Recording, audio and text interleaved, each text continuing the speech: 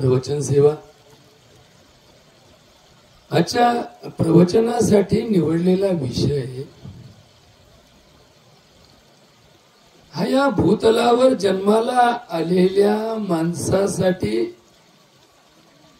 सगळ्यात महत्वाचा विषय कोणता आहे, सगळ्यात महत्वाची गोष्ट काय आहे, सगळ्यात महत्वाचा विचार कोणता आहे, हे थोडं व्यवहार आणि शास्त्र यामध्ये समजून घेताना आपण आज प्रवचनासाठी निवडलेला एक छोटासा श्लोक आहे, अत्यंत छोटासा 5 शब्दाचा विषय आहे, परंतु आपल्याला जीवनाचा खरा मार्ग आणि जीवनाचा खरा आनंद मिळवून देण्यासाठी गरजेचा आहे. धर्मशास्त्रापैकी उपनिषद नावाची जी शास्त्र प्रणाली आहे, वेदाच्या अंगामध्ये उपनिषदाची प्रणाली ही फार वैचारिक विचारधारा आहे. एका उपनिषदामध्ये उपनिषदकारांनी माणसाला एक विचार सांगितलेला आहे. त्यामध्ये ऋषी सांगतात, शरीर ही आद्य खलु धर्मस्य साधनम. असे 5 शब्द आजच्या प्रवचनासाठी आपण वैचारिक मंथन करण्यासाठी ठेवूयात. तुम्ही सर्वजण जीवनाचा मार्ग धार्मिक पद्धतीने, कर्म योगाच्या मार्गाने, ज्ञान योगाच्या मार्गाने, भक्ती योगाच्या मार्गाने जीवत आहात. ज्ञान, कर्म आणि भक्ती या तिन्हीच्याही मार्गाने जीवन जगण्याचा जो आमचा धार्मिक आधार आहे तो आहे आमचे धर्मग्रंथ. धर्म माणसाला ज्ञानही मिळवायची बुद्धी देतो, धर्म माणसाला कर्मही करण्याचे मार्ग सांगतो, धर्म माणसाला भक्ती करण्याचाही उपयोग सांगतो. आणि मग हा जो विषय आहे ज्ञान, कर्म आणि भक्ती, ज्ञान, कर्म आणि भक्ती या तिन्हीचा मिळून चालणारा हा प्रपंच आहे, संसार आहे, जगत आहे, विश्व आहे, मनुष्य आहे, प्राणी आहे. या तिन्हीवरही समान काम करण्याची गरज आहे. नुसता भक्ती करणारा आणि कर्माला सोडून भक्ती करणाराही फार शहाणा असतो असं नाही. नुसता काम करणारा पण भक्ती मार्गात नसणाराही लय शाजूक असतो असंही नाही. आणि भक्तीतही आहे, कर्मातही आहे, पण ज्ञान रहित आहे, त्याचंही काही फार जगात कल्याण होतं असंही नाही. म्हणून आजच्या प्रवचनामध्ये जे हंसाबाईंनी आपलं आयुष्य या तपोभूमीमध्ये, या पाडळी गावामध्ये तिच्या संसाराच्या मार्गातून, काटकसरीतून, गरिबीतून प्रामाणिकपणे आपल्या जीवनाची परंपरा, संसाराचा गाडा ओढला,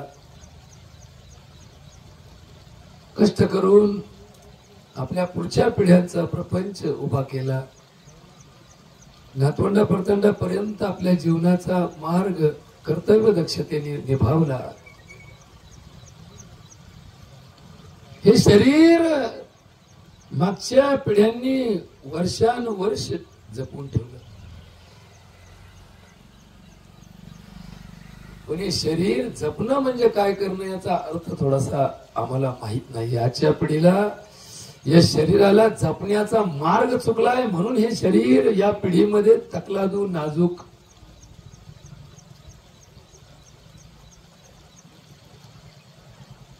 आणि क्षणभंगूर व्यवस्थेमध्ये सरसगट धोकेदायक अवस्थेला चाललेला आहे.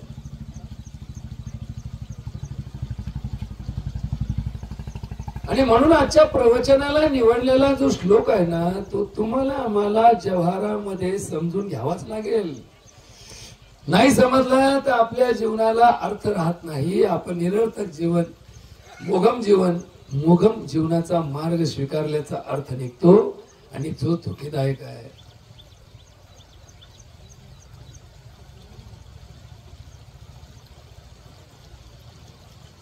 या जन्मामध्ये आमच्या डोळ्यांनी आम्ही काही माणसं पाहिलेली आहेत. आजही आम्हाला अशी काही म्हातारी माणसं, वयस्कर माणसं आजही आमच्या डोळ्यात, आमच्या नजरेसमोर आहे की ज्यांना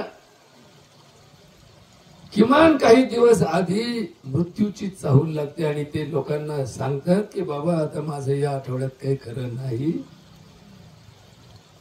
म्हातारा धडधाकट आहे, खातोय, हिंडतोय, बोलतोय. डॉक्टरकडे नेल्यानंतर डॉक्टर म्हणतो याला काही रोग नाहीये, पण तरी त्याला चाहूल का लागते याचं उत्तर मात्र आम्हाला सापडणं आवश्यक आहे.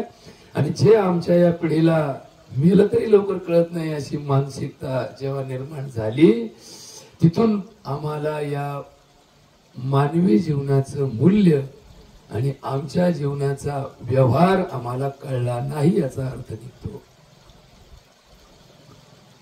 म्हणून हे ऋषी सांगतात, शरीर ही आद्य खलु धर्मस्य साधनम.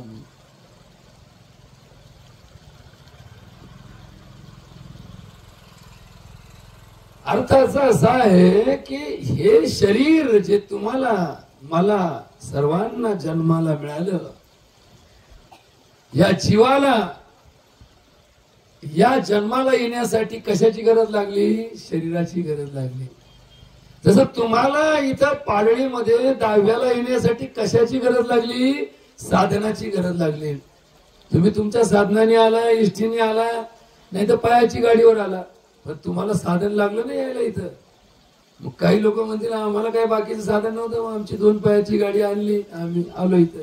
काही लोक म्हणले मोटरसायकलीवर आलो, काही म्हणले सायकलीवर आलो, काही म्हणले 4 चाकीत आलो, काही म्हणले इष्टीत आलो, काही म्हणले दुसऱ्याच्या गाडीवर बसून आलो, काही म्हणले आम्ही सगळ्यांनी मिळून गाडी केली. काही का असं ना, आम्हाला ही गोष्ट आज मात्र इथं येण्यासाठी साधनाची गरज भासली. तसं आमच्या जीवाला आज हौसाबाईचं साधन गेलेलं आहे. पण हौसाबाई तर आहे ना, हौसाबाईचा जीव तर आहे. जीवाला जन्माला येण्यासाठी साधनाची गरज लागली. कशाची गरज लागली? संघाची गरज लागली. एखादा शेतकरी आहे, त्याच्याकडे बैल आहेत, पण संघच नाही, ते काय करीन? बैल आहे, फिरून का गावावर? कधी बैल फिरल्याने वावर नीट होईल, उलट तुडून वावर निभार होईल. काय लागेल त्याला? संघ लागतील ना. कुळव लागन, नांगर लागन, बळीराम लागन, बाभार लागन, फराट लागन. काय चालायचे, काय काम करायचं? ती काम करण्यासाठी काय लागली? संघ लागतील ना. मग एखाद्याचे बैल लय चांगले, शेतकरी लय चांगला आहे, पण जू मोडक आहे, काय करी? उभा राहील ना, ती बैल उभे राहते, निवर राहील. म्हणले काय रे बाबा, आज तुझे बैल उभे, तू उभा आहे, काय करताय? शिवळ मोडली, उभा राहायची वेळ आली. झू मोडलं, उभा राहायची वेळ आली. पास तुटली, उभा राहायची वेळ आली. साडे घरी राहिलं, पाभार कशी आखीत. म्हणले मग फेकून काय करता? म्हणले पाभार त्याला येठायला नव्हतं, म्हणले येठानच राहिलं घरी. म्हणले तसं या जन्माला आल्यानंतर नीट समजून घ्या. विषय इतका महत्वाचा आहे, म्हणून मी माझे विषय बाजूला ठेवून इथं आलो. का? कारण एका वेळेस एका पेशंटवर उपचार केल्यानंतर ते नीट होईल याची खात्री शास्त्रालाही नाही ना, आम्हालाही नाही, बोलत नाही. पण इथं हजारो लोकांनी एक विषय ऐकल्यानंतर त्यातल्या किमान शेकडो लोकांना जरी जीवनाचा मार्ग योग्य कळाला तरी सार्थक झालं या जीवनाचं. तुका म्हणे मज घडो त्यांची सेवा, तरी माझ्या दैवा पार नाही.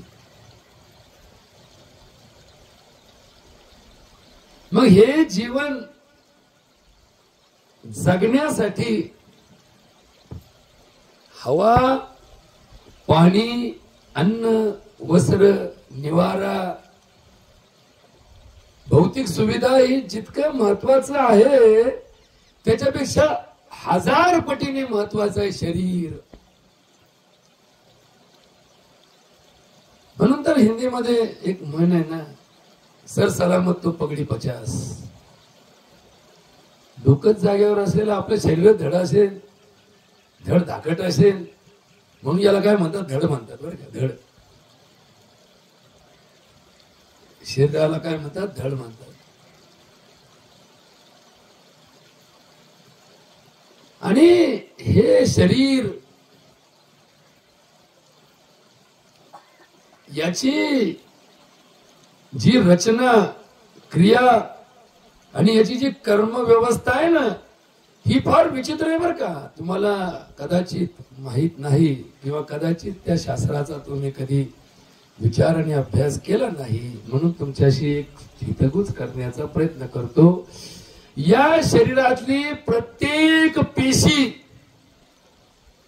काका, प्रत्येक पेशी ही जास्तीत जास्त 1 वर्ष जिवंत राहते. 1 वर्ष. आता हे फार महत्वाचं आहे बरं का, हे फार महत्वाचं आहे. याच्यावर जर अभ्यास करता आला, याचा जर विचार करता आला, तर तुम्हाला कळेल की नेमकं आपण कुठल्या व्यवस्थेमधून काम करतो.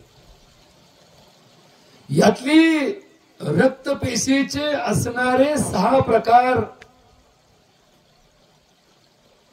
यातले काही पेशी 40 दिवस जिवंत राहतात, काही पेशी 100 दिवस जिवंत राहतात, काही पेशी 150 दिवस जिवंत राहतात. आपल्या शरीरात असणारी मांसपेशी, आता हे पण महत्वाचं आहे बरं का. आता हे जर तुम्हाला कळालं तर तुम्हाला कळलं की पहिले लोक चांगले सुदृढ निरोगी का होते आणि आपण सगळे पैसा पाणी बंगले इमारती गाड्या घोड्या सगळं असून रोगाट का झालो, याचा थोडा अर्थ समजून घ्या. शेवटी हे सगळं दुष्ट चक्र चालू झालं. दुष्ट चक्र, हे दुष्ट चक्र आपल्याला भेदायचंय. आपल्याला या निरोगी जीवनाचा आनंद या समाजाला प्राप्त होईल या दृष्टीने धर्म सांगायचा आहे. हा धर्म मुळातच निरोगी लोकांसाठी आहे, रोगी लोकांसाठी धर्म नाहीये. म्हणून तर शाळेत जाणारा मास्तरला दरवर्षातून एकदा डॉक्टरकडे जाऊन सर्टिफिकेट घ्यावं लागतं, फिजिकल फिटनेस सर्टिफिकेट. त्याला फिटनेस द्यावर, फिटनेस दिला नाही डॉक्टरने तर त्याला घेणारच नाही कामाला. कोणताही नवीन मुलगा जो पैलवानकी करतो, जो तालीम करतो, ज्यांनी आताच 100 मीटरची त्याची असणारी धावण्याची मर्यादा काही वेळात पूर्ण करून दाखवली, त्यालाही हजर करून घेताना त्याला म्हटलं जातं डॉक्टरचं सर्टिफिकेट घेऊन ये. पण वास्तव काका हे आहे की डॉक्टरच सर्टिफिकेट द्यायच्या फिटमध्ये आहे का? डॉक्टरलाच नीट त्याचं शरीर फिटमध्ये ठेवता येतंय का? कधी डॉक्टरचा आडो भाव वाढायचा तेव्हा म्हणायचं ते तुला फिटनेस सर्टिफिकेट. हा विषय महत्वाचा झाला आहे. डॉक्टरला सुद्धा शरीर आहे, डॉक्टरला सुद्धा विषय आहे, डॉक्टरला सुद्धा मानवी जन्मच आहे. न्यायाधीशाला सुद्धा काय मिळालाय? मानवी जन्मच मिळालाय. राष्ट्रपतीलाही काय मिळालाय? मानवी जन्मच मिळालाय. पंतप्रधानाला काय मिळालाय? मानवी जन्मच मिळालाय. ऋषी मुनी साधू संत ब्राह्मण क्षत्रिय वैश्य शूद्र यांना काय मिळालाय? मनुष्य जन्मच मिळाला आहे, शरीरच मिळालंय. फक्त आता राहिला विषय या शरीराची वाढ कशी झाली, याचं बाळसं कसं होतं. अरे नुसत्या जमिनीत लावलेला एखादा कारल्याचा येल जर मांडव नाही टाकला तर ते कसाही पसरतो. कोणतं कारलं कोणत्या यालाच आहे कोणाला कळत नाही लवकर. मग आपण त्याला काय करतो? सजवतो. ते आपला मळा काठ्या आणून बांबू आणून त्याला येलाव चढितो. मग आपण म्हणतो अरे बघा हा येल सुकला, हा येल फुगला, याचा फळ कसं आलं, याची भाजी कशी आली, आपण याला सजवतो. तसा देह मेल्यानंतर मढ सजवण्याच्या लायकीचा नाहीये. मग मी मेलं माणसं मग आता सजवलं मढ याचं आणि याला हार घातले, याला बुक्का लावला, याला हळद लावली, याला कुंकू वाहिलं, याला लुगडं घातलं म्हणून तुमचं सार्थक झालं असं नाही. जिवंतपणे उपाशी मारून मारलेल्या म्हाताऱ्याचा 10वा गुलाबजामुचा घातल्याने तुमचं सार्थक होईल असं नाही. आयुष्यभर म्हातारा म्हातारी वाहिली काढून जगलेल्या म्हातारा म्हातारीची आगाऱ्या टाकून पित्र घालून तुमचं सार्थक होईल असं नाही. या जिवंतपणी असणाऱ्या या व्यवस्थेमध्ये प्रत्येकाच्या शरीराला संवर्धन करण्यासाठी, आता हे संवर्धन शब्द सरकारी भाषेतला आला बरं का.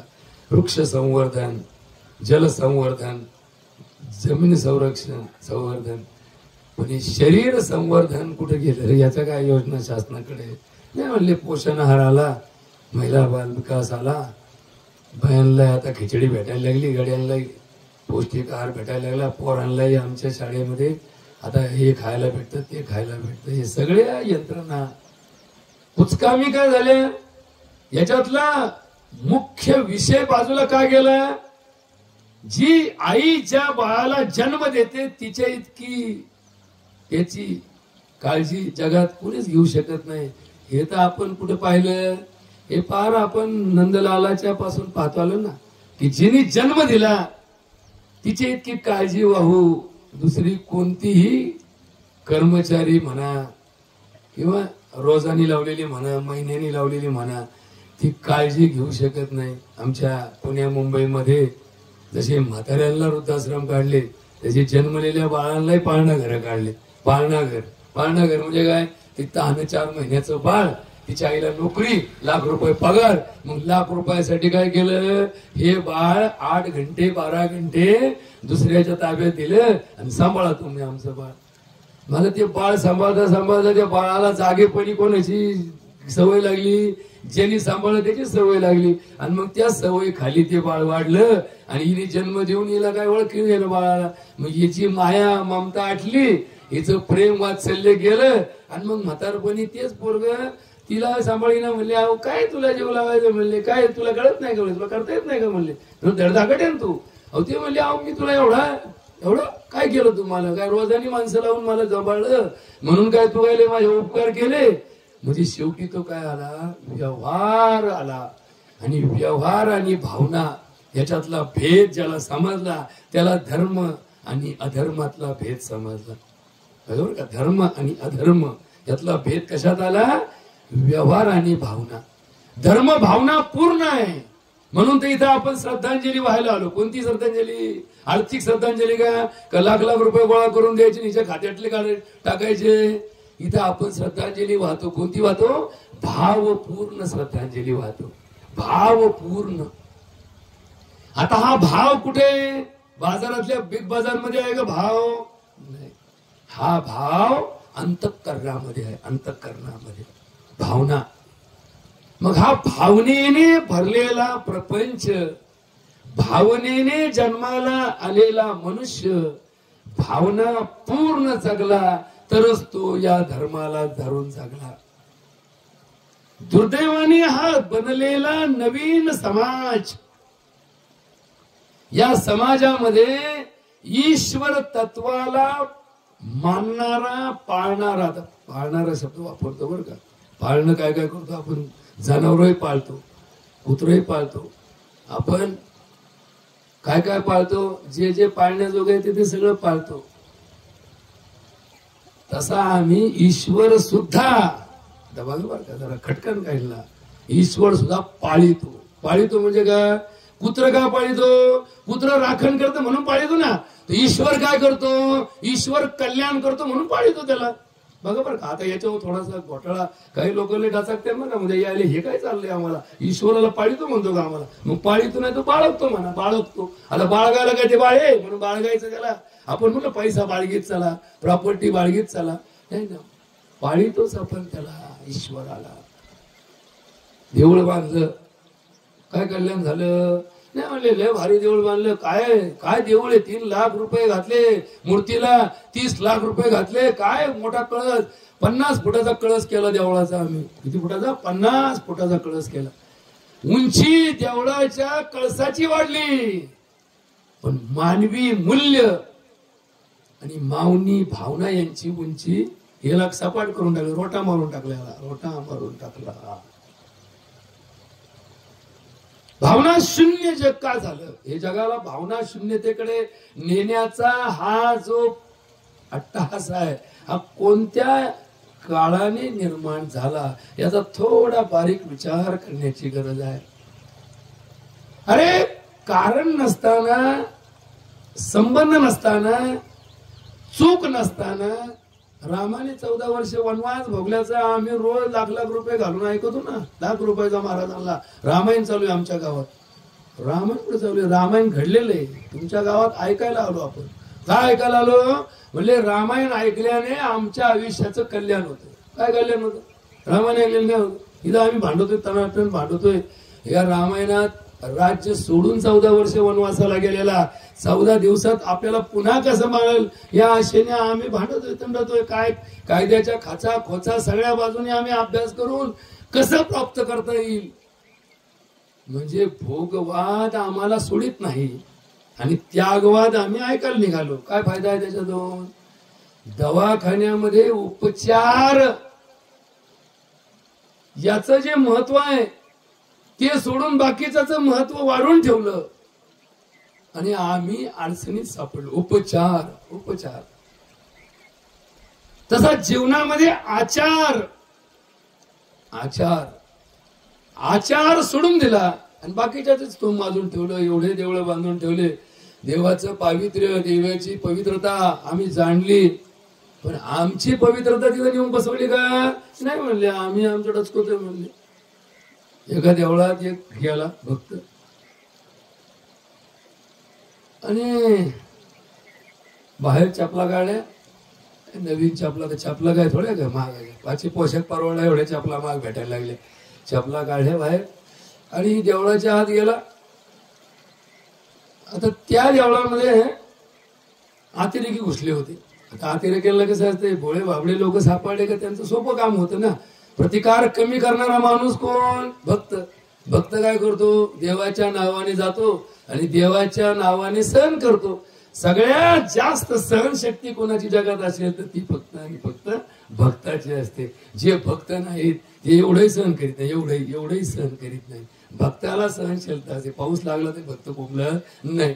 पाऊस लागला, ऊन लागलं, वारा लागला, उघड्यावर झोपायची वेळ आली, बिगर पांघरुणाची झोपायची वेळ आली, बिगर आथुरणाची, बिगर जेवता राहायची गरज लागली, बिगर पाणी प्यायची जरी समजा वेळ आली तरी तू कधीही नाराज राहत नाही. त्याला म्हणतात भक्त.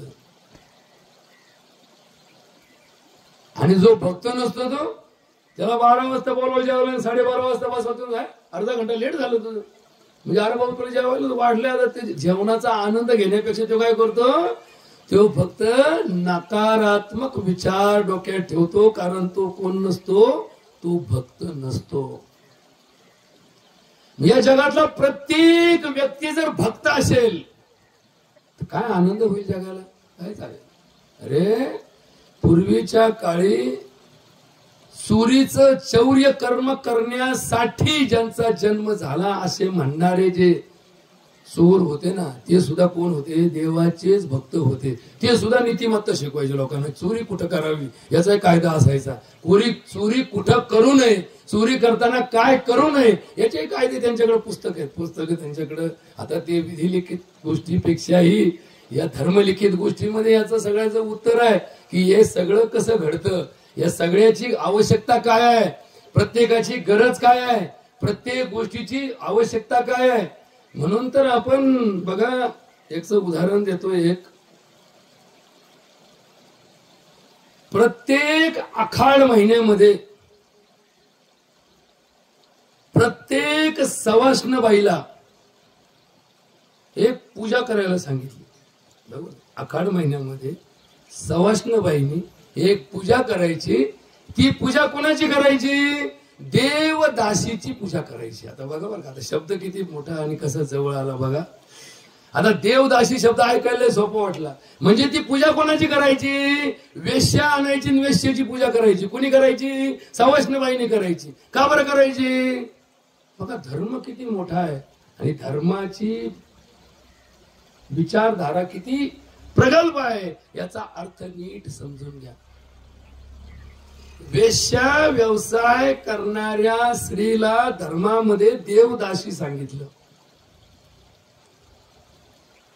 आणि तिची पूजा करण्याचं कारण काय सांगितलं तर म्हटले वासना ज्याच्याकडे असेल त्या वासनेला संसाराला स्पर्श न करू देण्याची ताकद निर्माण करण्याची सामाजिक जीवनाची भूमिका फक्त एकच स्त्री करू शकते ती म्हणजे देवदासी. जर तिचं अस्तित्व शून्य झालं बघा बरं का आता पुन्हा इथं विषय आला जर तिचं अस्तित्व शून्य झालं तर एक तर या वासनेला विषय बदलून यांना भगवत भक्तीमध्ये घ्यावं लागेल अन्यथा हे वासनांध कुणाच्या घरावर कधी अतिक्रमण करतील कुणाच्या विषयाला कधी स्वीकारतील कुणावरती कधी काय करतील याचा भरोसा नाही. मग हे शक्य नाही की संपूर्ण जग हे एकाच विषयाला धरून काम करेल. बरोबर का एकाच विषयाला म्हणजे काय विषय तो त्यांचा झाला नारायण न आवडे जन धन माता पिता. असं जर प्रत्येक माणसाने जर चालू केलं ना तर या जगात भांडण व्हायचे नाही या जगात पोलिसाची गरज नाही या जगात सुपरवायझरची गरज नाही या जगात मॅनेजरची गरज नाही आणि काहीच नाही. प्रत्येकाने काम करायचं कशासाठी देवासाठी काम करायचं. खाणाराही देवासाठीच खायला बसलाय वाटणाराही देवासाठीच वाटायला लागलाय करणाराही कष्ट देवासाठीच करतोय शेतीत राबणाराही देवासाठीच राबवतोय दवाखान्यात काम करणाराही देवासाठीच काम करतोय शाळेत शिकवणाराही देवासाठीच काम करतोय. काय मोठी संकल्पना असेल काय युग असेल ते. 400 वर्षापूर्वी तुकाराम महाराज म्हणाले ना हरी बोला देता हरी बोला घेता हरी बोला लोकांती हरी बोला एकांती हरी बोला जनी हरी बोला वनी उठता बैसता काय बोला हरी बोला. आता आमचा गैरसमज झाला बोला म्हणजे काय बोला मग आपण म्हणतो उडा बोला पुंडली का बोला म्हणजे काय बोलून काय झालं भामट्या चोरी करता नाही म्हणतो हरी बोला पुंडली हरी विठ्ठल एकाला 2 रुपये द्यायचे होते आणि त्याने उतारा काढायला सांगितलं म्हणला हे उतारा अवघड आहे बोलायला त्याला 2000 रुपये दिले 2000 रुपये गेले बोला पुंडली गवर्दे हरी विठ्ठल काय झालं 2 रुपयाचे 2000 घेतले म्हणतो बोला पुंडली गवर्दे. हा मला इथं बसलो तास बरा हात व्हायला लागलो का एक माणूस येतो काहीतरी काढून देतो म्हणतो बोला पुंडली गवर्दे. अरे ह्याच्यात कुठे बोला पुंडलिक म्हणजे ते माल ठेवलाय आणि मालाला कुठे चिटकतो बोला पुंडलिक म्हणजे बाकी काय करू नका फक्त पुंडलिक बोला. हो काय झालं काय नाही देवाच्या नावाने केलं कोणाच्या नावाने ऐकलं तुम्ही देवाच्या नावाने ऐकलं आम्ही कोणाच्या नावाने सांगितलं देवाच्या नावाने सांगितलं. मध्ये कशाला आला घोटाळा हा घोटाळाच मोठा आहे परंतु माणसाने काय केलं सोपस्कार काय केला सोपस्कार आणि सोपस्कार ज्याच्या जवळ केला जातो त्यातला संस्कार नष्ट झालेला असतो. आणि म्हणून या धर्माचा पाया जो आहे ना पाया धर्माचा पाया ही इमारत आहे ना उभी ज्ञानदेव रचिला पाया उभारिले देवालया नामा तयाचा किंकर त्याने केला हा विस्तार आणि तुका झालाशे कळस. कोण सांगितलं बहिणाबाईंनी अभंग लिहिला. आता हे आमच्या वारकरी लोकांमध्ये जे दिंड्या करतात ते 4-8 दिवस 15 दिवस या लोकांच्या प्रशिक्षण वर्गामध्ये असतात त्यांना हे अभंग सगळे तोंडवळणी पडलेले असतात. नवीन आपले तेवढ्या पुरता बाबा फक्त नवरात्रापुरती नवचंडीला जाणारी बाई 15 दिवस गणपतीच्या उत्सवात भाग घेणारा आमचा पोरगा 8 दिवस सप्त्यात राबणारा आमचा भक्त यांना हे एवढं मोठं उद्योगाचे भानगडीत पडत नाही. या आपलं चला लोकांना अन्नदान वाढायला त्यांना मजा वाटती खाणाऱ्यालाही खाता खाता मजा वाटती सांगणाऱ्यालाही सांगता सांगता मजा वाटती ऐकणाऱ्यालाही ऐकता ऐकता मजा वाटती. हे सगळं मजेशीर चाललं ना मजेशीर आपण म्हणतो काय चाललं मजेत चाललं. अहो मजेत का चाललं याचं उत्तर आम्हाला माहितच नाही. मजा कशात आहे मजा निस्वार्थ भावनेमध्ये मजा आहे निस्वार्थ भावनेमध्ये मजा आहे आणि स्वार्थ भावनेमध्ये समाधान नाही. समाधान ही मजेची अवस्था आहे समाधान. म्हणून तर हे आमच्या धर्म परंपरेमध्ये जी लोक समाधी व्यवस्थेमध्ये अभ्यास करतात ना समाधी काय लगेच त्याला हिमालयात जाऊनच समाधी घ्यायला पाहिजे असं नाही. संसारातही समाधी व्यवस्था आहे ना आपल्याकडे. एखादी असणारी संसारी व्यक्ती सुद्धा असोनी संसारी जिव्हे वेगो करी वेदशास्त्री उभारी पाहिजे सदा, त्याला सुद्धा समाधी व्यवस्थेमध्ये समजून घेता येतं. एक बाई एका काठोडीमध्ये कणिक मळून किंवा पीठ मळून पिठाची भाकरी टाकते ना, आणि जेव्हा ती भाकरी तिला पापुद्रा येतो ना, येणारा पापुद्रा ही तिची समाधी अवस्था असते. नाही तर मग अशी लेगडी आतबत्यात त्याला सगळं जमत, भाकरी भाजता येते पण त्याला पापुद्राच निघत नाही. भाकरीचा पापुद्रा का तुम्हाला गंमत वाटली? घरी जाऊन फक्त एक काम करा, बायकोला म्हणा आजच्या दिवस मी भाकरी टाकतो, आणि बघा बरं भाकरी तुमची त्या तुमच्या परातीतून तव्यावर जाईन का नाही आधी बघा, ती भाकरी तर पोचन काय अशी अख्खी निम्मी अर्धे तुकडे खाली पडून द्यायला. एकच काही जमत नाही मला. साधना लागते. त्याला काय लागते? साधना लागते. साधना फक्त देवळात जाऊन फुसफुस नाक दाबून करणाऱ्या माणसाला असते असं नाही. ही बाई सुद्धा तिच्या लहानपणापासून आयुष्यभर आपल्या आईच्या संस्कारामध्ये काय शिकावं, हिने स्वयंपाक शिकावा. नवीन पोरींना माझी विनंती आहे, लय शिकायच्या नादात व आमची पोरगी MA झाली, MEd झाली, PhD झाली, आमची मुलगी वकील झाली, डॉक्टर झाली, इंजिनियर झाली, तिला ₹1,00,000 महिन्याचं पॅकेज आहे, 10 लाखाचं तिचं वर्षाचं उत्पन्न आहे, इन्कम टॅक्स तिचा ₹5,00,000 वर्षाला जातो. फक्त एकच प्रश्न आहे, तिला स्वयंपाक येत नाही. राम राम भाऊसाहेब, तुम्हाला जर खरंच सून घरात आणायची असेल ना, एखाद्याच्या आडाण्याची 7वी नापास असणारी आणा, पण तिला स्वयंपाक कमीत कमी यायला पाहिजे. कारण संसार, स्वयंपाक आणि समाज यांचं जे नातं आहे ना, याच्यापेक्षा वेगळं नातं जगात कोणतंच नसतं बरं का. ज्या घरात हॉटेलचा माल खाल्ला जातो ना, ते घर लॉजिंग बोर्डिंग सारखं असतं. त्याच्यामध्ये कुठेही भावना नाही. भोंती म्हणतात ते, घर असावे घरासारखे नकोच नुसत्या भिंती, त्यात असावा मायेचा ओलावा नकोच नुसती नाती. हे जे टाइमपास चाललाय ना आपला लॉजिंग बोर्डिंग, हे लॉजिंग बोर्डिंग बंद झाल्याशिवाय हा धर्म टिकणार नाही. राहायला आणि खायला जगायला आलो का आपण? नाही, आपण बंधनात अडकलेलो आहोत. आपल्यामध्ये बंधन आहे. कोणतं बंधन आहे? जन्म झाल्या झाल्या, अपत्याची प्राप्ती झाल्या झाल्या, ही कन्या रत्न, रत्न हा दागिना आहे. कन्या रत्न आपण म्हणतो, पुत्र रत्न, रत्न म्हणतो त्याला आपण, रत्न. नवरत्नांच्या मालिकेमध्ये जन्म झालेल्या बाळाला काय प्राप्त म्हणतात? रत्न प्राप्त झाले. पुढी कन्या पुत्र होती जे सात्विक, त्याचा हरिक वाटे देवा. हॉटेलचं खाऊन काय सात्विक जेवण मिळतं? हॉटेलमध्ये मग चांगले चांगले पदार्थ मिळतील. या पदार्थ, आता बघा का, थोडं पदार्थ विज्ञान नावाचा शब्द आहे, पदार्थ. या पदार्थांची किंमत माणसाने वाढवली आणि माणसाने पदाची किंमत कमी केली. पदस्य हा पदार्थ, हा पद. आता किती पदार्थ आहेत या जगामध्ये? 7 पदार्थ आहेत. या जगामध्ये द्रव्य किती आहेत? या जगामध्ये 9 द्रव्य आहेत. 9. हे जग किती द्रव्यांचं आहे, किती गोष्टींचं आहे? हे भूतल जे आहे ना, भूतल. आता हे जी माडी तुम्हाला सांगतो, ही मल्टी स्टोरी बिल्डिंग आहे. 14 तळाची ही अपार्टमेंट आहे. किती तळाचं अपार्टमेंट आहे? 14 तळाचं अपार्टमेंट आहे.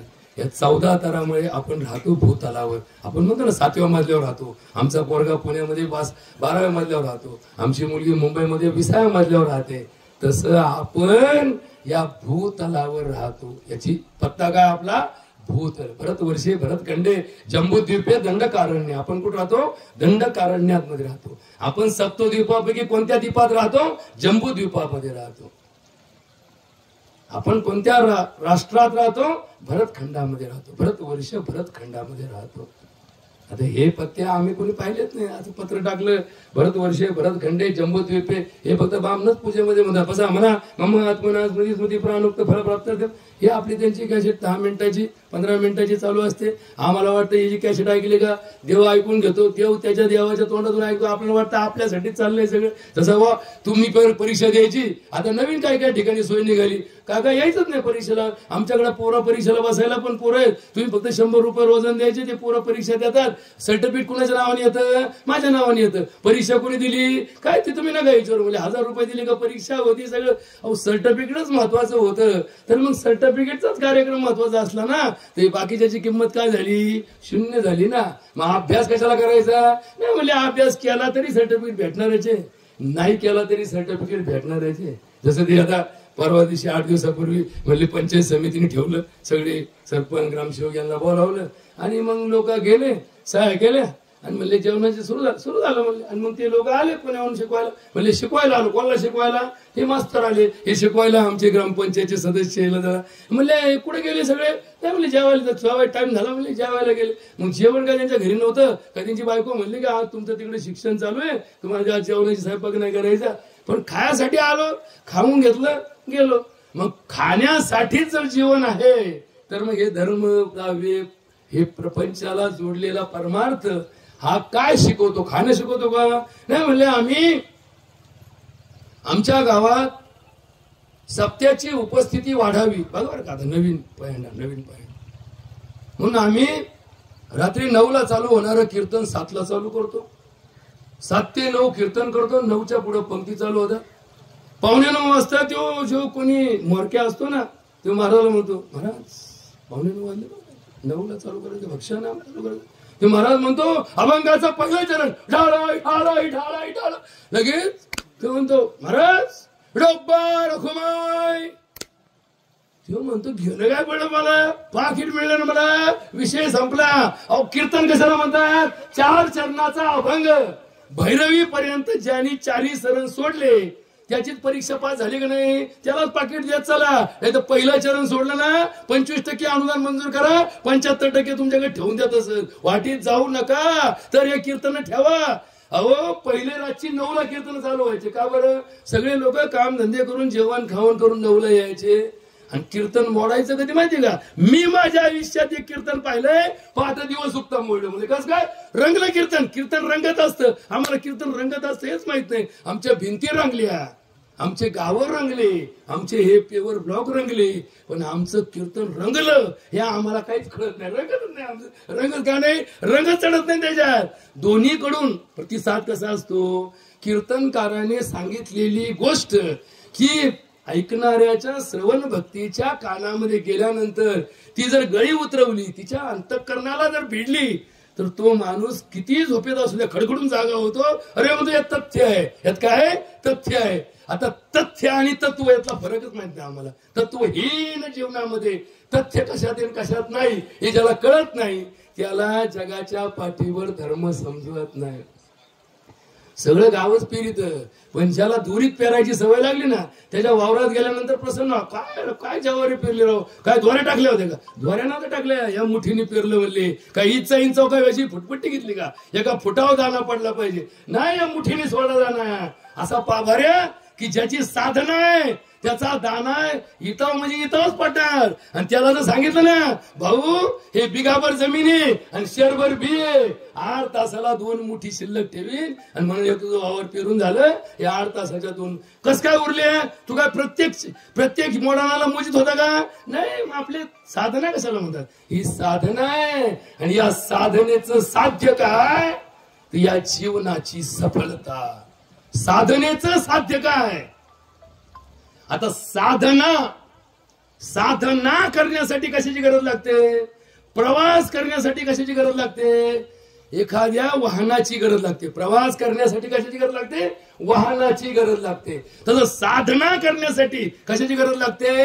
साधनाची गरज लागते. साधन, आता ते आमच्या सरकारी भाषेत साधन व्यक्ती नावाची एक अशी जागा आहे. कोणाला काही माहित नसतं, फक्त कागद रंगवायचे, 50-100 रुपयाचा भत्ता घ्यायचा आणि चालले घरी. हे सगळे भत्ते खाऊ. काय भत्ते खाऊ व्यवस्था आहे? भत्ते खाऊ म्हणजे इथं काही लोक 2 टाइम जेवणाचे वांदे बनवून जगतात आणि काही लोकांना खाण्याचा भत्ता 1.5 लाख रुपये रोजचा दिला जातो. आता हे कोणतं व्यवस्थेमधलं काम आहे? म्हणले एकाचं मी काढलं, म्हणले त्याचा दौरा होता 25 लाख रुपये बिल झालं. म्हणजे 25 लाख रुपये असा कोणता दौरा आला त्याचा? म्हणले त्याच्या जेवणाची व्यवस्थेला 1.5 लाख रुपये रोजचा खर्च आला. म्हणलं काय खाल्लं तिने? काय खाल्लं? नाही म्हणले तिनं काय विचारू. झालं कसं काय दौरा झाला? दौरा मजेत झाला, दौरा छान झाला. त्या दौऱ्याचा उपयोग काय आला?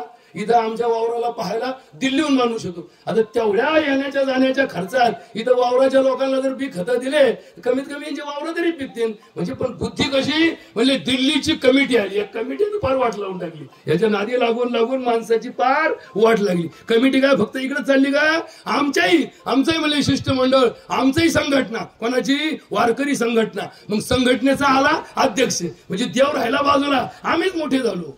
व्यक्तिस्तोम, आता फार जरा खोचक शब्द आहे बरं का बघा.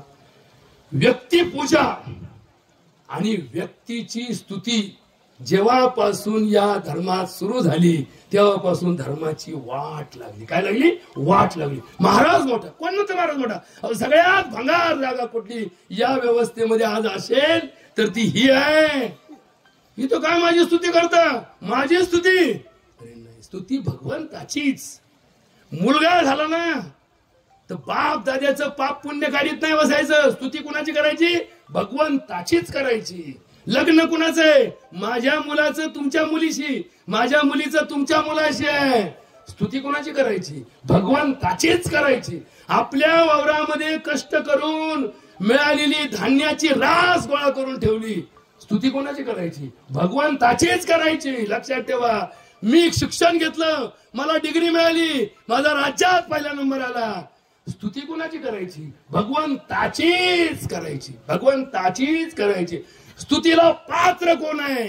भगवंत आहे. आणि स्तुतीला अपात्र कोण आहे? आम्ही सगळे आहोत. आम्ही पात्र नाही स्तुतीला. आमची स्तुती करणं म्हणजे या धर्माची अधोगती सिद्ध करणं आहे. आणि सगळ्या जगात काय चाललंय? सत्कार, सत्कार, सत्कार, याचा सत्कार, त्याचा सत्कार, त्याचा सत्कार, त्याचा सत्कार. धन्य ते समाज आणि धन्य ती व्यवस्था. अरे सत्कार ही सगळ्यात दुर्दैवी व्यवस्था आहे. पुरस्कार ही सगळ्यात घातक व्यवस्था आहे. पुरस्कार, जर तुम्ही एखादा पुरस्कार केला याचा अर्थ उरलेल्यांचा तुम्ही तिरस्कारच करताय हे सिद्ध होतं. बरोबर का? नीट लक्षात घ्या. एकाला मिळालेला पुरस्कार इतरांच्या तिरस्काराची भावना व्यक्त करतो आणि ही सगळ्यात घातक कल्पना आहे. बहुजन हिताय बहुजन सुखाय सर्वे अत्र सुखिना संतु सर्वे संतु निरामया सर्वे भद्राणि पश्यन्तु मा कश्चित् अपि दुःखं भागवयेत. हे नुसते श्लोक बोलून, नुसते पाठांतर करून, नुसते हरिपाठ गाऊन हा प्रपंच आणि हा सगळा समाज बदलणारही नाही, सुधारणारही नाही. याच्याकडे जाण्यापूर्वी जो श्लोक घेतला होता तो श्लोक मूळ विषयाला धरून समजून घ्या की साधना ही समाधीकडे जाण्याची व्यवस्था आहे. साधना फक्त हिमालयातच करावी असं नाही. एक शेतकरी त्याच्या समाजामध्ये असणाऱ्या शेती व्यवसायामध्ये सुद्धा साधनाच करतो. एक डॉक्टर त्याच्या पेशामध्ये साधनाच करतो. एक शिक्षकही त्याच्या शिकवण्याच्या कलेमध्ये असणारी साधनाच व्यक्त करत असतो. एक ड्रायव्हरही त्याचं कौशल्य वापरून जेव्हा निर्भेदपणे आणि निरपघात गाडी चालवतो ती त्याची साधनाच असते. एखादा राजा जेव्हा राज्य चालवतो आणि जो त्याच्या राज्यात प्रत्येकाला सुखी आणि समाधानी ठेवू शकतो तोही साधनाच करत असतो. म्हणून साधना करण्यासाठी साधन व्यक्तीची, साधनाची गरज आहे. आणि म्हणून या श्लोकात सांगितलं शरीर ही आद्य खलु धर्मस्य साधनम. आता हे शरीर जन्म झाला तेव्हा तुम्हाला मला जे मिळालं ते 99.99% लोकांना निरोगी मिळालं. बघा बरं का. आता याच्यावर थोडा अभ्यास करा, याच्यावरती फार बारीक अभ्यास करा. तुमचं जन्मता वजन किती किलो आहे याला किंमत नसते. काही मुलं 7व्या महिन्यात जन्माला येतात, 1.5 किलो वजन भरतं, परंतु तीच पुढे उद्या कलेक्टर, इंजिनियर, बुद्धिवादी निघतात. आणि एखादं मुलगा जन्म झाला तेव्हा 9 महिने 9 दिवसांनी ती बाई वर 8 दिवस घेऊन बाळातीन झालेली असते. तिला परत 3, 3.5, 4 किलोचं बाळ होतं, पण ते बाळ शाळेत 10 वेळा 10वीला नापास होतं. मग ही तब्येत आणि ही बुद्धी याचा मेळ कुठं बसतो याच्यात लक्षात घ्याला. हे शरीर 3 तत्वांचं जमलेलं आहे. कशाचं जमलेलं आहे? तीन तत्वांचं जमलेलं आहे. सत्व आत्म शरीरे संयोग हा धारी जीवितम. आता थोडा अवघड विषय आहे, परंतु 4च वाक्य नीट ऐकून घ्या. कारण 10व्याचा जो विधी असतो त्यामध्ये कावळा हा शिवण्याची वाट पाहणं आणि काक स्पर्श होणं ही एक व्यवस्था सोपस्काराची असते. याला इतकं महत्व द्यायचं नसतं की जितकं महत्व आपण आपल्या कर्माला देतो. हे जरी कर्मकांड असलं तरी एक कर्मकांड तुमच्या व्यवस्थेला पोषक असलं पाहिजे, व्यवस्थेला पोषक असलं पाहिजे. नाही तर आपण नुसतं एकच लावून करतो, कावळा शिवलाच नाही आणि टपक्यास कावळा शिवला आणि टपक्यास आमकं झालं. हे टपक्याला काही किंमत नाही. ही व्यवस्थेतला भाग आहे. हा कर्मधर्म संयोगाने घडणारा विषय आहे. या व्यवस्थेमध्ये अनेक गोष्टीचं महत्व लक्षात घ्या. अमेरिकेमध्ये कोणत्याही गेलेल्या माणसाचा दावा घातला जात नाही, म्हणून त्यांचे आत्मे गोळा होऊन कुठं संघटना बांधून बसलेले कोणी पाहिले नाही, किंवा त्यांचे आत्मे लटकले म्हणून कोणी पाहिले नाही. ही माणसाला सुधारण्याची व्यवस्था आहे. हे एक सॉफ्टवेअर आहे. काय हे सॉफ्टवेअर आहे? हे सॉफ्टवेअर कशासाठी दिलं, हे व्हर्जन कशासाठी दिलं? माणसाने माणसाशी माणसाप्रमाणे वागावं, याच्यासाठी गेलेल्या माणसाबद्दल सुद्धा आमच्या भावना पवित्र असाव्यात. म्हणून तर आम्ही त्यांच्या पवित्र स्मृतीस अभिवादन करत असतो. म्हणजे स्मृती सुद्धा पवित्र असाव्यात म्हणून तर गेलेल्या माणसाची पुण्यतिथीच घातली जाते. रावणाची सुद्धा पुण्यतिथीच घातली, त्याची पाप तिथी घातली नाही. जरी आम्ही दसऱ्याला आमच्या गावात रावण जाळला, रावणाला नावाने घासलेट आणलं, एका चिंदीवर टाकलं, ती चिंदी पेटवली, म्हणजे रावण पेटवला. अख्खा रावण जरी पेटवला तरी रावणाची काय घातली गेली? पुण्यतिथीच घातली गेली. किती पापी माणूस असला तरी गेल्यानंतर त्याचं स्मरण कशाचं करावं? पुण्य स्मरण करावं. कोणतं स्मरण करावं? पुण्य स्मरण करावं. पुण्याची गणना कोण करी, हा विषयाचा भाग थोडा समजून घ्या. आम्ही पुण्य मोजून ठेवतो. मी एक पंगत जीव घातली, मग आम्ही काय उपकार केले? मी पंगत जीव घातली, 100 लोकांचं जीव घातलं, मी 1000 रुपये खर्च केला, तुझ्या बापाने शिकवला का धंदा करायला? याची यादी लिहून ठेवतो. कधी ना कधी वसुली निघेल ना, त्या टायमाला याची वसुली करतो. कशाला करतो हे नाटक? कशाला करतो हे पुण्य? ही भामट्याच्या अवलादी जेव्हापासून या धर्मामध्ये वाढल्या पोचल्या, तसा तनपोशा पाऊस होतो ना, तनपोशा पाऊस, तसा आमचा परमार्थ अहंकार आणि अहम या 2 गोष्टींनी पोचला गेला. म्हणून परमार्थाची तर वाट लागली, पण आमची लावून टाकली, आम्ही काही ठेवलं नाही. हा परमार्थ कसा असावा? देह जाओ अथवा राहो, पांडुरंगी दृढ भाव. पांडुरंगाच्या तत्वाला आम्ही इतकं दृढ असावं की आमचा देह गेला तरी आमचं विषय बदलत नाही, आम्हाला शंका येत नाही, कुशंका येत नाही. असा हा परमार्थ आहे. परमार्थ लांबची गोष्ट आहे. स्वार्थाचा एक विषय सांगतो, हे शरीर जपणं महत्वाचं आहे.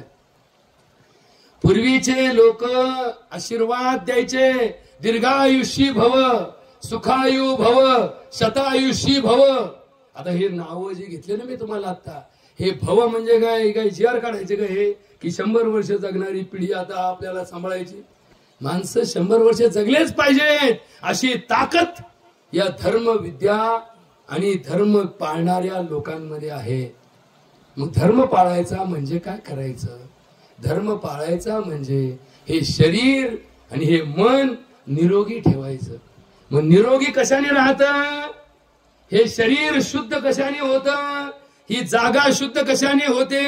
हे पाणी शुद्ध कशाने होतं? ही हवा शुद्ध कशाने होते? तसं हे अंतःकरण चित्त शुद्ध कशाने होतं याचा अभ्यास करा. बऱ्याच लोकांनी घरामध्ये जुलाबाची साथ येऊ नये, टायफॉइडची साथ येऊ नये, आपल्या घराला रोग लागू नये म्हणून घरामध्ये छोटा मशीन आणल्या 10,000च्या, 12,000च्या, 20,000च्या. मग काही गावाने लाख रुपयाच्या मशीन बसवल्या. कशासाठी? आमच्या गावामध्ये पिण्याचं पाणी शुद्ध मिळतं, शुद्ध पाण्याचा पुरवठा करण्यासाठी. पाणी शुद्ध, हवा शुद्ध, जागा शुद्ध, कपडे शुद्ध, अंघोळ शुद्ध, शुद्धोदक स्नान, सगळं शुद्ध. फक्त आमचं घोटाळा काय झाला?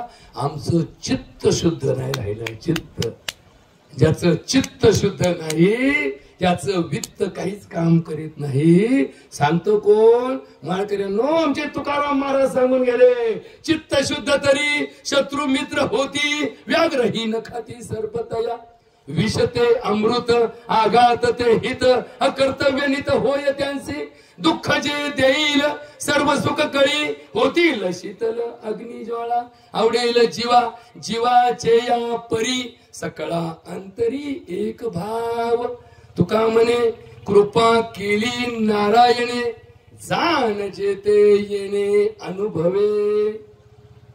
बरं वाटतं माळकऱ्याला मधून मधून तुकारामाचा एखादा अभंगाचं प्रमाण दिलं नाही तर यायला कुठून आणतात, कुठून श्लोक काढतो, कुणाला जातो, कुठं मधीच राजकारणात घुसवतो, मधीच पुढे सरपंचकडे गेला, मधीच पुढे डॉक्टरकडे गेला, मधीच पुढे भामट्यांकडे गेला. हे सगळं गोळा करून सार काय, याचा निचोड काय, याचा रस काय, या भक्त वातावरणामध्ये, या भक्तीमध्ये खर्च महत्वाचा नाही, माणसं महत्वाची नाही, संख्या महत्वाची नाही, याच्यामध्ये सांगणाराही महत्वाचा नाही, ऐकणाराही महत्वाचा नाही, याच्यामध्ये महत्वाचा आहे तो अंतःकरणामधला भाव. भाव आणि म्हणून तर आपण म्हणतो ना, भावपूर्ण श्रद्धांजली. भाव भाव हे मनामध्ये असं, म्हणजे माणसाने म्हणतो तुझ्या जीव ओळून टाकलं. आता जीव ओळून टाकलं म्हणजे अशी एक ताट घेतो, त्याला अशी पंक्ती लावतो आणि ववाळी तू म्हणतो ववाळला आणला, ववाळणी द्या, ववाळला गेला की म्हणतो ववाळणी द्या ना, ववाळणी द्या. हे आमचे पुढे लोक घेतात 100-100 नोटाच घेऊन येतात, गावात गेले का पहिले ववाळी द्यायला. आता यांना ववाळून काय फायदा व्हायचा, पण काय म्हणतो ना आपण, अडला हरिधरी, त्याच्यामुळे आमचा घोटाळा जरा घोटाळा. दशा दशा याच्यातून आम्हाला थोडं मुक्त व्हायचंय. म्हणून तुम्हाला शेवटी 5 वाक्य सांगतो आणि प्रवचन संपवतो. कावळा बिचारा म्हणतोय का अजून काही हे पूर्ण दिसत नाही झालेलं, मध्येच जर अर्ध्यावरती डाव मारला तर हे लोक आज जे काही नेमके यांनाही समजायचं नाही की प्रवचन कशासाठी ठेवलं होतं. आता याच्यातला विषय सांगत होतो, पहिली सुरुवात केली, या शरीराचा मृत्यू रोज होत असतो. हे शरीर शीर्यमानम शरीरम, शरीराची व्याख्याच झिजणारं शरीर आहे, झिजणारं शरीर आहे, याची व्याख्याच मला झिजणारी आहे. हे झिजणारच, हे झिजणारच. तुम्ही कष्ट केले तरी झिजणार, तुम्ही कष्ट नाही केले तरी झिजणार. तुम्ही सुकोबा ठेवला तरी झिजणार, तुम्ही सुकोबा नाही ठेवला तरी जे झिजणार. या झिजणाऱ्या शरीराला बळकटी कधी येते, बळकटी कधी येते. शरीर आपण म्हणतो ना, शरीर कमवा, कमाई. काही लोक काय करतात, धन संपत असतात, काही लोक शरीर संपत असतात, काही लोक बुद्धी संपत असतात, काही लोक ज्ञान संपत असतात. संपदा, आणि संपदा जी आहे ना, सगळ्यात मोठी संपदा कोणती असेल तर ती शरीर संपदा असली पाहिजे. आणि शरीर कमवण्यासाठी काय केलं पाहिजे, याच्यासाठी एक तत्वाची व्याख्या सांगतो. एका ठिकाणी सांगितलं, व्यायाम म्हणजे काय, शरीर आयास जनकम कर्मम व्यायाम इति संज्ञक. बरोबर, शरीर आयास जनकम कर्म व्यायाम इति संज्ञकम. व्यायामम स्थैर्य कराणाम, स्थिर शरीर राहतं. हे शरीर काय राहतं, स्थिर शरीर राहतं. आपल्याला एक टाइम जेवायला नाही मिळालं तर आपली तडफड होते, तडफड होते. अरे 12 वाजून गेले अजून काही नाही भेटलं, 1 वाजला तर म्हणतो त्या लगेच प्रत्येकाच्या आई माईवर शिवाय देतो, म्हणतो लाज वाटते का तुम्हाला, 2 वाजले उपाशी मारता का आम्हाला. आणि काही लोक महिना, 2 महिने, 3 महिने अन्न त्याग करून जगतात, 4-4 महिने. मी एका ठिकाणी का एक उपोषण पाहिलं, त्या गंगा शुद्धीसाठी एक साधू 168 दिवस उपोषण करत होता. 168 दिवस. मी गेलो त्यांना भेटायला, म्हणलं साधू महाराज आपको मेरा आग्रह विनंती है, आपको अनशन को तोड़ दो, ये जीवन सुंदर है, ये जीवन रहेगा तो आपका निश्चित साध्य सिद्ध होगा, आप ही खत्म हो जाएंगे तो क्या होगा. तो जरा हट्टी होता. या धर्माचं सगळ्यात मोठं दुर्दैव हट्टीपणा जो असतो ना, हट्टीपणा. या हट्टीपणापायी या धर्माची वाट लागली. हट्टीपणा, हट्टपणा. असंच बुक्काच लावलं पाहिजे. आणला बुक्का ठेवला, आता मला लागला एक छटाक, इथं बुक्काची पुडी आणली. आता ही पुडी एक तर संघ नेली तर अख्खं माझी गाडी काळी होईल, माझे कपडे काळे होते. हा बुक्का का लावायचा बरं, सांगा बरं. हा बुक्का का लावला मला, हा उरलेला बुक्का सगळ्यांना लावून टाका ना, उरलेला का लावायचा बुक्का. हा बुक्का वैराग्याचं प्रतीक आहे. कशाचं प्रतीक आहे? वैराग्याचं प्रतीक आहे. आणि आपण कोणत्या भूमीत आहोत? वैराग्य भूमीमध्ये आहोत. ही सौभाग्याची भूमी नाहीये. इथं चुकून सुद्धा दुश्मनांनी सुद्धा या भूमीत येऊ नये अशी देवाकडे काय करत चला? प्रार्थना करत चला. पण आपण ज्या भूमीत आलो त्या भूमीचं नाव वैराग्य भूमी आहे. आणि या वैराग्य भूमीमध्ये काय जागं झालं पाहिजे? वैराग्य जागं झालं पाहिजे. नाहीतर काही दिवसांनंतर दहाव्याला आंदोलन चालू होतील. ज्यांनी आपल्या बापाचा दावा घातला त्याला लाडका लेख या नात्याने 10,000 रुपयाचं अनुदान दिलं जाईल. लोक आपाप दावे घालतील आपल्या बापाचे. हो म्हणजे स्कीम आहे. नशीब इकडे अजून स्कीम घुसली नाही. नाही तर वरदक्षिणा म्हणलं का नवरदेव का मीच नवरदेव का बरं सांगावं लागतं त्याला? म्हणून ते इतरांचे कपडे नवरदेवाच्या कपड्यात फरक का ठेवतात? आता आजकाल काय निघालंय? थीम निघाले. नवरी कोणती ओळखायची कशी? सगळ्या बायांनी सारखेच लुगडे घातले. थीम केलं थीम. आता ते आलं पैसा आला की सगळं सुचत माणसाला. एका लग्नाला मी गेलो. आता त्याची नवरी कशी ओळखायची? सगळ्याच बायांना सारखेच लुगडे. सगळ्यात पोरी जवानी झाला. पोरी कुठं राहिले? लग्नाला सगळं धोडमाल आला. आता कुठं कवड्या काकड्या कुठं लग्नाला आल्या? सगळा धोडमाल आला. धोडमालामध्ये काय बघायचं? नवरी कोणती भाऊ? एक जण मला काय घेणं पडेल डॉक्टर तुम्हाला? कुठं तुम्हाला करून द्यायची? त्याला द्यायची तू चटणी. तुम्ही आपलं चला जेवण चालू. लग्न कधी लागायचं? खवा का लागायला? पंक्ती चालू झाली म्हणजे लक्षात ठेवा. टाळी वाजल्याशिवाय वऱ्हाड जीव गाडीत जाऊ नका. एका लग्नाला काका मध्ये आमच्या तिथं लिंगवा फाट्याव एक मंगल कार्यालय काय नाव बी नाही घेत. मी आपलं सांगतो. मला लग्नाला बोलावलं भाऊ. मी गेलो लग्नाला गेलो. माहिती लग्न आपल्या जवळच होतं. लग्नाला गेलो. म्हणलं किती वाजता लग्न आहे? 2:30ला येऊन डॉक्टर साहेब लग्न लागेल. मी बरोबर 2ला गेलो. नगरला काम होतं म्हणजे चला जाता लग्नाची गाडी जेवण गेलो. म्हणजे लग्न कधी? आता म्हणे नवरदेव नवरी येते म्हणले. नवरदेव येतलाच. नवरी एजंट मार्फत यायची होती. नवरीला ऍडव्हान्स दिला होता. बुकिंग केलं होतं. 1.5 लाख रुपये इसारा दिला होता. कपड्याला त्याचे पैसे दिले होते. सगळं गाव जेवलं. नवरी काय आली नाही. मग मी म्हणलं मी नगरला चक्कर मारून येतो. येताना मी घरी आलो. म्हणलं मी एकाला विचारलं किती वाजता लग्न लागलं? हो डॉक्टर साहेब लग्नच लागलं नाही ते. म्हणलं वरार तर सगळं जेवून गेलं. सगळं ठोकून आला कार्यक्रम फेल का झाला? म्हणले त्या एजंटनी 4 नवरे बुक केले होते. चौघांकून 1.5 लाख घेतले होते आणि त्याच्याकडे नवरीच नव्हती. म्हणले असा तर नवीन गोरख धंदा सुरू झाला. आणि काय नादी लागले शुभमंगल सावधान स्वस्ती श्री गणनायक. हे सगळा राहडा झाला. काय झाला? राहडा झालाय. त्याच्यामुळे धोरणात राहा. आपलं गाव विश्वाचा नकाशा. गावावरून देशाची परीक्षा. तिकून एखादा माल आयात करण्यापेक्षा आपल्यातलाच एखादा चकणी असू द्या बाईक स्वयंपाक करून घालायजोगी असली ना बा झाली. जरी तुमचा चकना पोरगा जन्माला आला ना डॉक्टर की दादा चकण्याचा सरळ करायची ताकद आहे. कसा का असा ना पण तुमच्याच बेण्यातला तुमच्याचकडे ठेवा. अशा आयात बेणी आणून आमच्याकडे इतकी वाट लावून टाकली. वाट याच्यावरती जास्त बोलत नाही कारण वस्तुस्थिती फार भयानक आहे. आणि म्हणून या वस्तुस्थितीला जर परत सामोरं जायचं नसेल, पुढच्या पिढ्या सक्षम आणि सुदृढ करायच्या असेल तर प्रत्येक बाईने, आता हे तर तुम्हाला नवीनच सांगितलं लफडं, हे लफडं जर ऐकलं तुम्ही ना, प्रत्येक बाईने आपल्या अपत्याला निरोगी आणि निरुपद्रवी जन्म द्यायचा असेल तर त्या स्त्रीला भारतामध्ये तिचं जन्म देण्याचं वय, बाळाला जन्म देण्याचं वय सगळ्यात उत्तम सांगितलेलं आहे 16 ते 21. आता तुमच्या आईच्या पोटी तुम्ही किती साली जन्माला आले आणि तुमचा जन्म झाला तेव्हा तुमची आई किती वर्षाची होती त्याच्यानुसार. आता 31ची आई आणि एका ठिकाणी 31ची वरमाई. आता मी 31च्या वरमाया सुद्धा पाहिलं ना. एका लग्नाला मी गेलतो 31ची वरमाई होती आणि एका लग्नाला गेलतो नवरी 35ची होती. आता 35 मध्ये हिला जन्म देण्यासाठी किती यातना असतील. एक तर तिला गर्भधारणा हाच विषय मुळात याच्यावरती फार गंभीर अभ्यास आहे. आणि जर तुम्हाला धर्म अर्थ काम आणि मोक्ष या चतुर्विध पुरुषार्थांचा अर्थ कळला नाही तर हे जीवन निरर्थक आहे. आपण इथं आलो या हौसाबाईच्या मोक्षासाठी आलो. याचा अर्थ या हौसाबाईने तिच्या जीवनातले 3 पुरुषार्थ पूर्ण करून, जशी एखादा कलेक्टर व्हायचा असेल तर त्याला पूर्व परीक्षा असते, मग मेन परीक्षा असते, मग त्याला इंटरव्ह्यू असतो, मग त्याची प्रतीक्षा यादी असते आणि मग त्याची ऑर्डर असते. तशी या मोक्षाची ऑर्डर कुणाची निघते?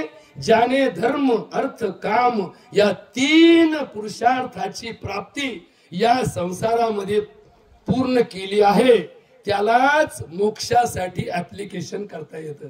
ऍप्लिकेशनसाठी ऍप्लिकेशनवरले भरोसा आहे ना, हे सगळं ऑनलाईन असतं बरं का. आता आपल्याला पूर्वी शेतीवरती उतारे घेऊन यायचं, आता ऑनलाईन. तुमच्या शेतीत नकाशे ऑनलाईन, तुमच्या शेतीची बोरे ऑनलाईन, तुमचा अर्ज ऑनलाईन, सगळं ऑनलाईन झालं. तसं हे आमचं पहिल्यापासून चालत आलेलं ऑनलाईन सिस्टीम आहे. या कावळ्यालाही ऑनलाईन संदेश जातो, या आत्म्यालाही ऑनलाईन आमचा निरोप जातो. आमच्या पुण्यतिथ्या ऑनलाईनच चालतात सगळ्या. फक्त आम्ही ऑफलाईन पद्धतीने त्याचा हायब्रिड कार्यक्रम करतो, म्हणून आम्ही आगारा दाखवतो, म्हणून आम्ही निवड दाखवतो आणि म्हणून आम्ही वाट पाहतो. धर्मशास्त्राने सांगितलं कोणत्या मुलीशी लग्न करा. आता हे लग्नाचं जे श्लोक आहे ना ते बारीक आहे का बरं का. अतुल्य गोत्रस्य रजस्वला श्रीनाम, या 2 तत्वाला धरून लग्न विधी केला जातो. आपल्या गोत्रात लग्न होत नाही. आता गोत्र म्हणजे आता आपल्याला गोत्र जास्त शब्द माहित नाही, गोत्राचाही अभ्यास कमी पडला. गोत्र एकूण 96 असतात. आपले 96 कुळ, मराठा 96 कुळे असतो. हा शब्द आम्हाला अजून माहित नाही. यातले 40 कुळ कोणते, 36 कुळ कोणते, 20 कुळ कोणते, याचा अभ्यास तुम्हाला नंतर एखाद्या दिवशी कुठे स्वतंत्र भेटलो तर सांगल. पण आज सांगायचं तात्पर्य काय की तुमचं देवक हे आलं की लग्न होत नाही. याचं कारण असं असतं की देवक हे भावकीचं मानलेलं प्रतीक असतं. हे भावकीचं मानलेलं प्रतीक, त्या भावकीमध्ये जर तुमचा विषय समजला नाही तर तुम्हाला याचा अर्थ समजणार नाही. भावकी कशाला म्हणायची, गावकी कशाला म्हणायची, याचा विषय नंतर घेतो. पण रजस्वला स्त्री म्हणजे ज्या मुलीला पाळी आली, ज्या मुलीला मासिक धर्म सुरू झाला, ती लग्न करायच्या लायकीची होते. तिची पात्रता तिथून सुरू होते. भारत हा उष्ण कटिबंध समशीतोष्ण कटिबंधातला देश असल्यामुळे आपल्या धर्मामध्ये, आपल्या देशामध्ये मुलींना 14व्या वर्षी पाळी येते. हा सत्य भाग आपण समजून घेतला पाहिजे. 14.5 वर्षाची गर्भवती मी माझ्या डोळ्यांनी पाहिलेली आहे. 15 वर्षाच्या बाईने मुलाला जन्म देताचा कार्यक्रम मी स्वतः अनुभवलेला आहे. प्रश्न असा आला की पाश्चिमात्यांचं अनुकरण करणाऱ्या आपल्या समाजाला पाश्चिमात्य संस्कृती कळाली नाही.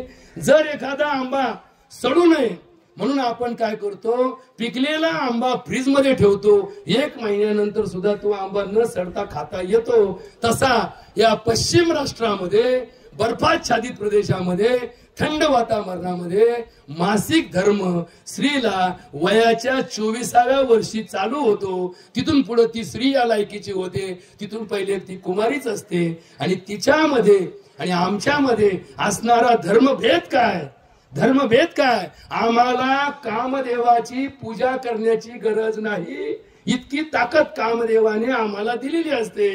परंतु या धर्मामध्ये एक दुर्दैव असं आहे, ही जी पाश्चिमात्य संस्कृती आहे यामध्ये या उत्तेजना दिल्याशिवाय, हे फार अवघड बरं का देवा, इथं फार अवघड कोड आहे. आणि या कोड्यातच आपला समाज भरकटत चाललाय.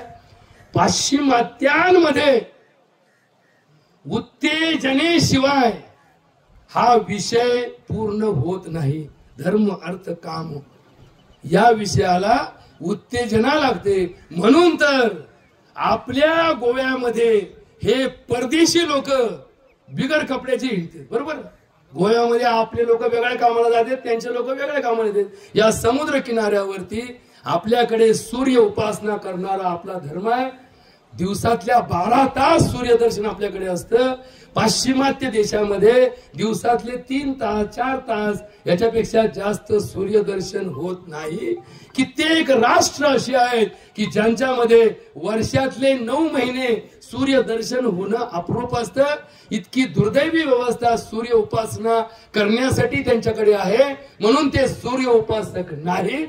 आणि सुदैवाने आपण सूर्याची उपासना करणारे साधक आहोत. सूर्य याची फार मोठी महती आपल्या धर्माने गायलेली आहे. मित्र रवी, सूर्य भानो, खग पोषण, सवित्र अर्क, भास्कर आयो भ्योन महा, 12 नावं सूर्याला दिली. या 12 नावामध्ये सूर्याची ऊर्जा प्राप्त करण्यासाठी जगाच्या पाठीवर योग्य भूमी कोणती, तर हे भारतवर्ष, हा हिंदुस्तान ही जगाच्या पाठीवरती मानव जातीला निरोगी जगण्यासाठी सर्वात उत्तम भूमी म्हणून सांगितली आहे। म्हणून आमच्या हिंदू संस्कृतीमध्ये जन्माला आलेला आदिमानव हा भारतवर्षामध्ये जन्माला आला। आदिपुरुष आमचा, ज्याला आमच्याकडे आदिमानव असं म्हटलं जातं, या जगात या भूतलावर सगळ्यात पहिला माणूस हिंदुस्थानात जन्माला आला। हे नुसतं आमच्या धर्मग्रंथात लिहिलेले नसून बायबल मध्ये लिहिलेला ऍडम सुद्धा, ऍडम ज्याला बायबल मध्ये मान्यता मिळाली की जो 1100 वर्ष जगल्याचं पुस्तकात लिहिलं गेलं, बायबलच्या नवीन करार नावाच्या पुस्तकामध्ये, जुना करार नावाच्या पुस्तकामध्ये या ऍडमच्या बाबतीमध्ये माहिती लिहिली गेलेली आहे। तो सुद्धा हिंदुस्थानात जन्माला आला, हे वर्णन बायबल मध्ये सुद्धा आहे। एवढंच नाही, पवित्र कुराण मध्ये सुद्धा आदम अली सलाम नावाचा जो पहिला पुरुष जन्माला आला, तो सुद्धा याच देशात जन्माला आल्याची दाखले, उदाहरणं किंवा सिद्धता दिलेली आहे। म्हणून आपण भाग्यवान आहोत की आपण भारतवर्षामध्ये जन्माला आलो। पण भारतात जन्माला येऊन पाश्चिमात्य संस्कृतीचा पगडा आमच्यावरती केला आणि इथंच आमची वाट लागली। याबद्दल थोडे 2 शब्द प्रेमाने सांगतो, तेवढे 2 शब्द ऐकून घ्या। कितीही शिक्षण मोठं असू द्या, धर्म शिक्षणाला पर्याय नाही। म्हणून तुमचा मुलगा कॉन्व्हेंटला घाला, नाहीतर अजून एखाद्या इंग्रजी शाळेत घाला, पण धर्म शिक्षणापासून त्याला वंचित ठेवू नका। किमान तासभर तरी धर्म शिक्षणाची व्यवस्था त्या गावामध्ये निर्माण करा। नाहीतर कॉन्व्हेंटला घातलेल्या पोराला दिवाळीची सुट्टी 3 दिवस आणि नाताळची सुट्टी महिनाभर, तुमच्या बापदादांनी धंदा शिकवलं होतं का तुम्हाला? असं आमच्याच हाताने आमचंच वाटोळं करायला निघालेला समाज आम्हालाच कळत नाही की कोणत्या दिशेला भरकटलाय। म्हणून लक्षात ठेवा, धर्मो रक्षती रक्षिता, धर्माचे पालन करणे पाखंड खंडन, हेच आम्हा करणे काम, बीज वाढाव या नाम, तीक्ष्ण उत्तरे हाती घेऊन बाण फिरे, नाही भिड भार, तुका म्हणे साना थोर। म्हणून शेवटी एक वाक्य सांगतो। आता आज कावळ्याचा विषय थोडा संपणार आहे, कावळा काही यायची शक्यता कमी आहे। आपली गोस्पर्श नाही तर बामणाकडे पण व्यवस्था असते, त्याच्याकडे पण एक जागा असतो, बरोबर ते करतो। ते बामणाकडे ती व्यवस्था का दिली? नाही तर लोक दिवसभर बसून राहिले असते। इथं कार्यक्रम संपला पाहिजे ना कधीतरी एकदा। नाही तर तुम्ही म्हणत चाललं डॉक्टर तुमचं कावळे तुम्हाला साथ देते तर आम्ही कवर ऐकायचं? ज्यादा वेळ ऐकायला सुद्धा अपचन होतं। जसं 2 घास ज्यादा खाल्ले ना तर काय होतं, पोटाला गडबड होते, तशी डोक्याला सुद्धा गडबड व्हायला लागते हळूहळू जर आपण त्याच्यापेक्षा अतिरेक केला तर। म्हणून अतिरेक हा शब्द काय फक्त अतिरेक्यांच्या बाबतीत नाही, ज्ञानाच्या बाबतीतही तोच शब्द आहे, खाण्याच्या बाबतीतही तोच शब्द आहे, झोपण्याच्या बाबतीतही तोच शब्द आहे, कष्टाच्या बाबतीतही तोच शब्द आहे।